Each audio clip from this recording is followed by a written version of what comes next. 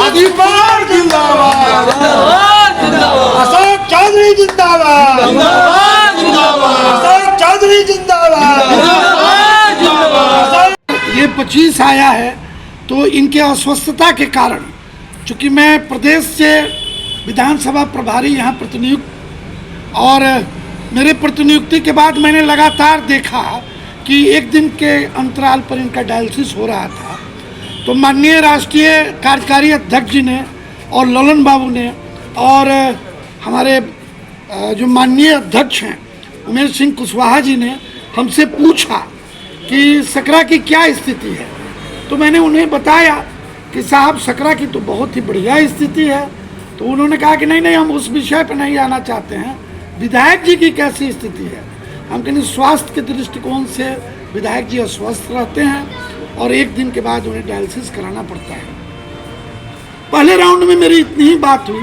फिर जब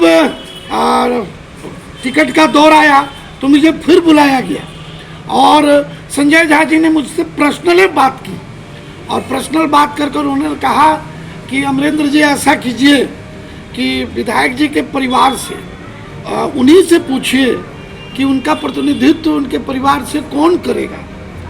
तो मैंने जब पहले राउंड में अपने माननीय विधायक जी को, अशोक चौधरी जी को कहा कि पार्टी चाहती है कि आपके बदले आपके परिवार का कोई व्यक्ति वहाँ का प्रतिनिधित्व करे, तो ये हम पर काफ़ी नाराज हुए और उन्होंने कहा कि अरे हमरा की बेलई की यहाँ परेशान आती, तो यहाँ के क्षेत्रीय भाषा के अनुसार।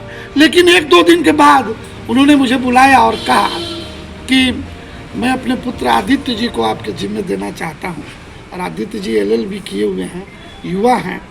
तो मैंने फर्दर प्लान बनाया कि मैं संजय झा जी से मिलवाऊंगा। मेरी बात हुई तो फिर हम यहाँ से लेकर संजय झा जी के पास गए। मैंने विधायक जी से भी आग्रह किया, तो एक बैठक हुई, मीटिंग हुई। जिस मीटिंग में केवल संजय झा जी, मैं और माननीय विधायक और आदित्य बाबू थे। आदित्य बाबू को देखकर संजय झा जी बहुत प्रसन्नचित्त हुए और मुझे पूरी जिम्मेवारी दी कि देखिए आदित्य बाबू तो हैं ही, और आदित्य बाबू के साथ आप लग कर, और विधायक जी का जितना काम है और दीन दुखियों की सेवा है, मंदिर मस्जिद की सेवा है, वो सब बोलता है। मैंने पहले ही कह रखा था। तो उन सब चीज़ों के आधार पर उन्होंने कहा कि मैं आदित्य बाबू को सेलेक्ट करता हूँ और आपके जिम्मे सौंपता हूँ, और आप निश्चित रूप से इन्हें जिता कर लाने का काम करेंगे। तो सबसे पहले मैं अपने माननीय विधायक अशोक चौधरी जी को, यानी आदित्य बाबू जो आज विधायक हुए हैं, उनके पिताजी को मैं कोटि कोटि बधाई और प्रणाम करता हूँ, जिन्होंने जनता को हमेशा अपने परिवार का अंग मानने का काम किया। और उसके बाद मैं बधाई देना चाहता हूँ सकरा की तमाम जनता को, जिन्होंने आदित्य बाबू को इतने भारी मतों से जिताने का काम किया। और NDA के साथियों का तो बधाई बनता ही है, क्योंकि जो NDA के 5 पांडव हैं, नरेंद्र भाई मोदी जी हैं, नीतीश कुमार जी हैं, चिराग पासवान जी हैं, अपने माझी जी हैं, जीतन राम माझी जी हैं, और उपेंद्र कुशवाहा जी।